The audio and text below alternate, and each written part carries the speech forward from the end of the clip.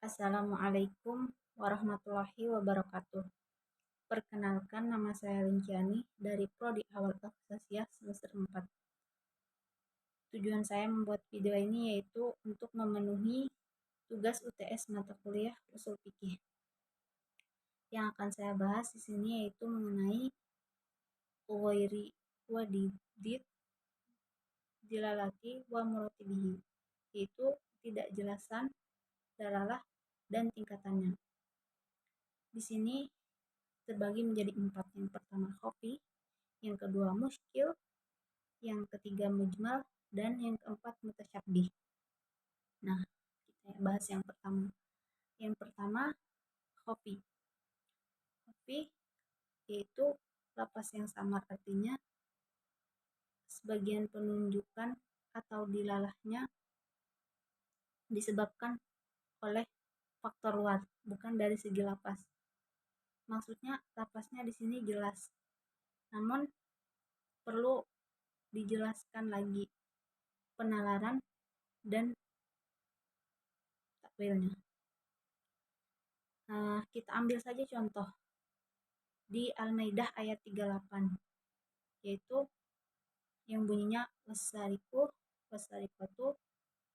faqata'u aydiyahuma jazaa'um bima kasaban nakalam minallah, yang artinya pencuri laki-laki dan pencuri perempuan potonglah tangan mereka.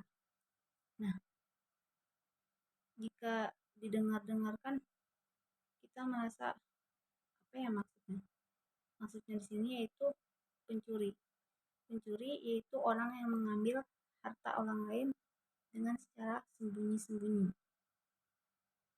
Namun perlu kita ketahui pencuri yang seperti apa di sini. Apakah perlu semua pencuri harus dipotong tangannya?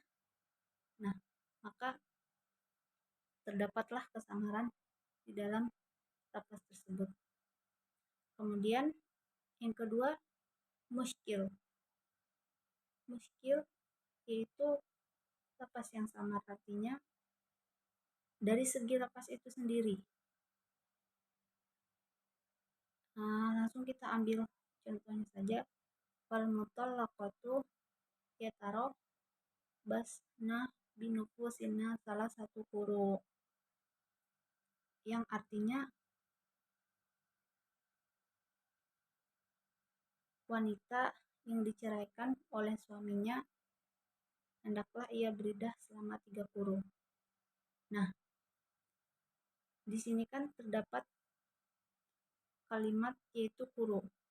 Quru di sini banyak ulama yang menafsirkan quru yaitu ada yang menyebutnya masa iddah yang disebut suci, dan ada juga yang menyebutnya masa haid. Nah, tergantung kita memilihnya, ulama yang seperti apa. Nah, disitulah kesamaran lafaz ayat tersebut. Kemudian yang ketiga mujmal.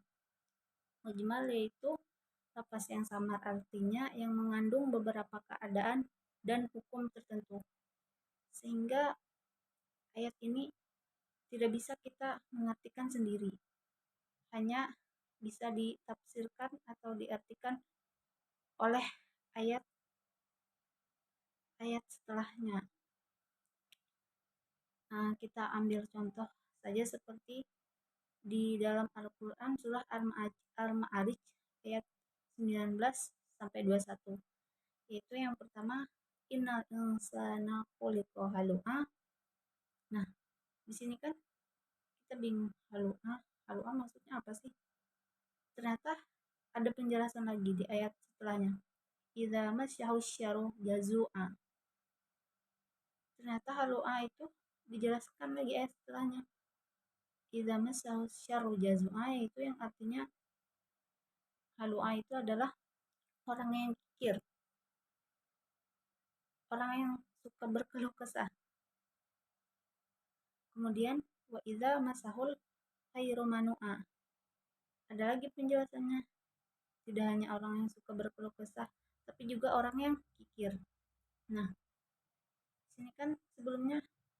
nggak tahu tuh kan Pak maksud dari ayat tersebut, tapi dijelaskanlah oleh ayat-ayat setelahnya. Kemudian yang keempat, mutasyabih. Mutasyabih ini lapas yang samar artinya, sehingga Allah membiarkan saja kesamaran ayat tersebut, lapas tersebut, seperti misalnya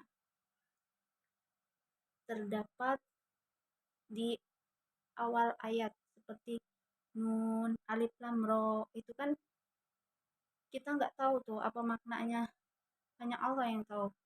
Kemudian terdapat juga dalam surah Al-Fatah ayat 10, yadullahi fawqa aydihim. Nah, artinya tangan Allah di atas tangan mereka. Kalau kita pikirin kan dari ayat ini, loh kok bisa, emang Allah punya tangan? Nah, kita nggak bisa menjelaskan ayat ini tuh,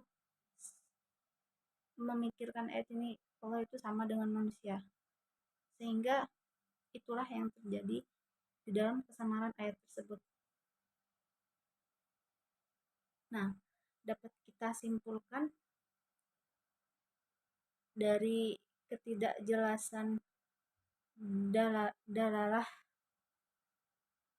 dan tingkatannya, yaitu yang pertama kopi. Kopi yaitu lapasnya ringan atau tidak jelas.